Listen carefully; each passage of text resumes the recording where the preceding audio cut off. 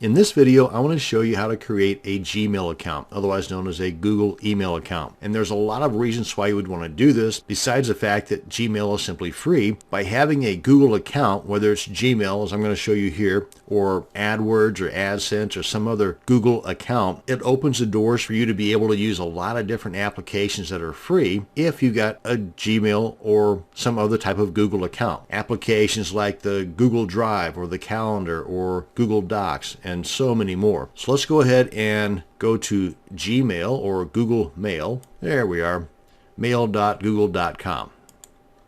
And we want to create an account. And you may encounter different ways in which you can do this, but this is just one way. So we need to enter our name first and last, choose a username, and one tip here is that if you have a domain name, you may want to try putting that domain name in here. So you have a Gmail account that can be used in conjunction with your domain name and email accounts with your domain name. Then we just throw in the password, confirm the password, put in your birthday, month, day, and year, and your gender, mobile phone if you want. If you don't have a mobile phone, just leave it blank. Put in your current email address. And frankly, in here, I just put in my main email address. And then just to prove that you're not a robot, you got this little CAPTCHA stuff to put in here.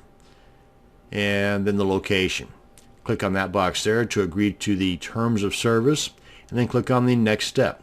So I'm going to go ahead and pause the video real quick while I fill out all this stuff here. As you can see, it's very straightforward stuff. The only hiccup might be your desired username might already be chosen by somebody else. So again, just play around with it. So I'm going to go ahead and pause the video here for a second while I fill in the blanks. Let's go ahead and throw in a hard to guess password.